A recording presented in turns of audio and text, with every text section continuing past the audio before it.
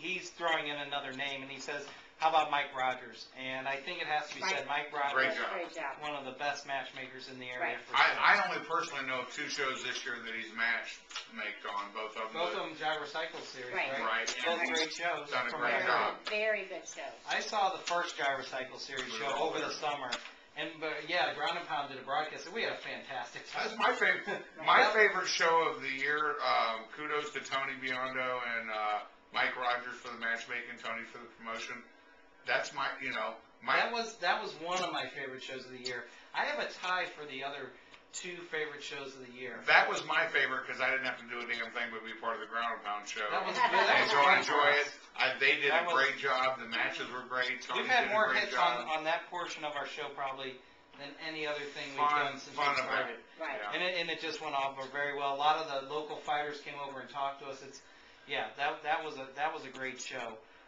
Another great show, I think, I got to throw out there the first one that probably the best matches I saw all year long. Adam Marburger, not his last show, but the show before that. Right. Yeah. That was an incredible show. At It was the a lot KC of Hall. War Room guys, and man, that made the War Room look good because they all took on tough guys. They didn't win every match. No gimme matches. No gimme matches, and that I had a lot of respect for Adam Marburger after that.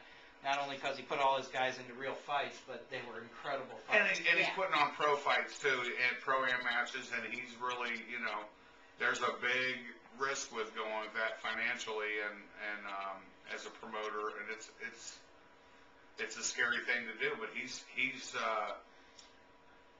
making that attempt to put on pro events. Yeah, and he is And really his the only last one show in the area wasn't- that's really doing His last that. show wasn't a flop or anything No. like Oh that. no, I'm It was just a saying. great- I'm talking yeah. more like Different venue. I'm talking Right. very favorite fight of the year, Right. show of the year. And Yeah. you know I what? saw a lot of good shows this year. On paper, you can have the best matches in the world, just like we talked about. Right. A guy could have an off night. It cannot be Right. the best fight. Sometimes 2 beginners will be the best fight that you've seen all year long. Right. Well, I thought So- one of the worst nights of In fights fact- was the Strike Force. That was Yeah. boring as Yeah. hell. That really They was missed, overall. I mean, it was a great turnout The by whole St. thing, the whole Louis. event wasn't that well planned. It No. was we missed they didn't let you in. That was one of the. But the poorest promoters, events. let's give the promoters kudos in the St. Louis area. Shamrock Promotions, Shamrock Jesse Promotions did Finney a and Rob fantastic- Donaker. Those guys did a great job.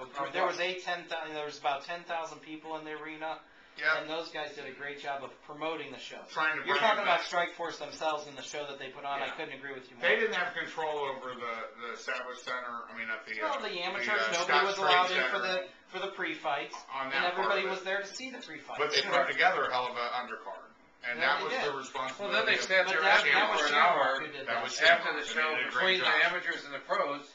They sat there for an hour when they could have showed the damn video Right. of all the shows. They made some big mistakes on that Now, one. Right. I didn't catch a lot of Shamrock production local fights, and they put on some of the big fights in the Big area. fights. They They had a put big on some. attendance and They've been stuff like doing it that. for 10 years. 10 years, Listen, years. I mean, you can be doing a great job and piss off a lot of people.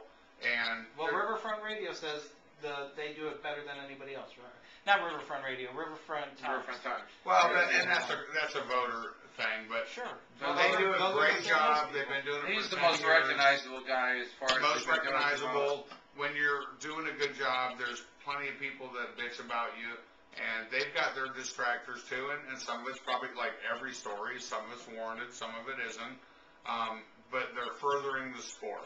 And I'm getting calls. This is really nice because I've been getting a lot of phone calls from Rob Donaker, who runs the Shamrock Promotions with Jesse Finney there, and he was asking me, help me get some of these rank guys for my rank guys because they want to move up through the ground and pound rankings.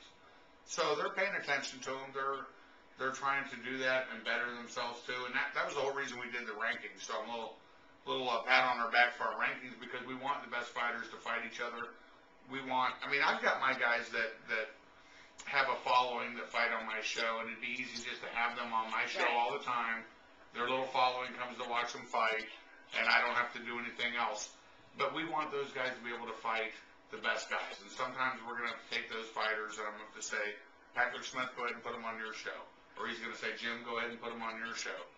And I really hope some of the better promoters in the state of Missouri and Illinois and in our listening range get together.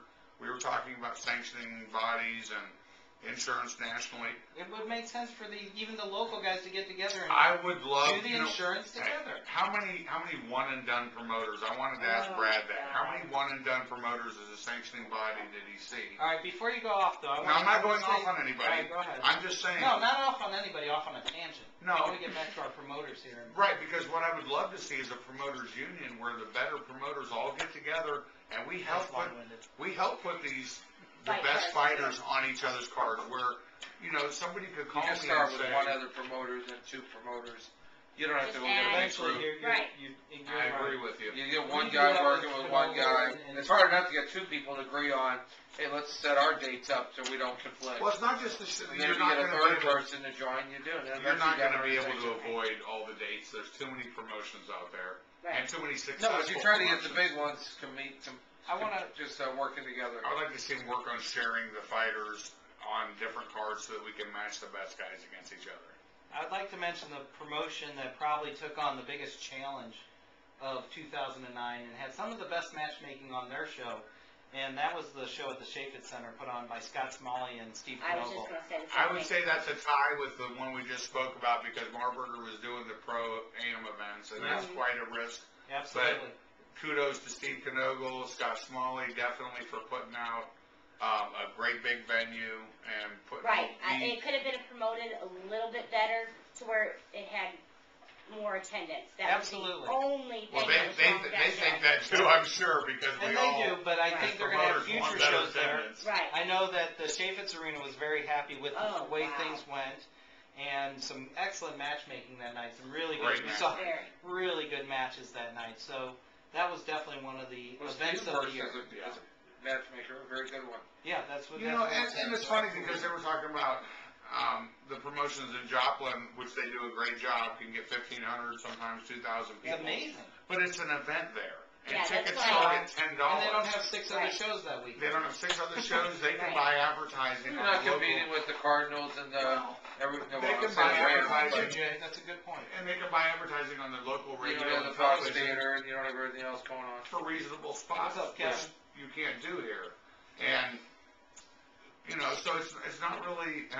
It's not the size that counts. No. Yeah. It's not really the size of the promotion so much because some of the rural areas get to do a bigger show, Right, but it's the quality over and over again, and I think there's just some outstanding people out there. I mean, Patrick Smith, Jason Cooper, Tony Bionda did a great job in a couple of shows he's done here with Mike Rogers matchmaking that I saw, and there's some great guys. I mean. And that's another name we got to throw out now is Jason Cooper with the matchmaking. Yeah, I mean, Jason's up there. I have not absolutely. gotten to go to one of Jason or Patrick's shows, and I really intend to because I hear such fantastic things about him.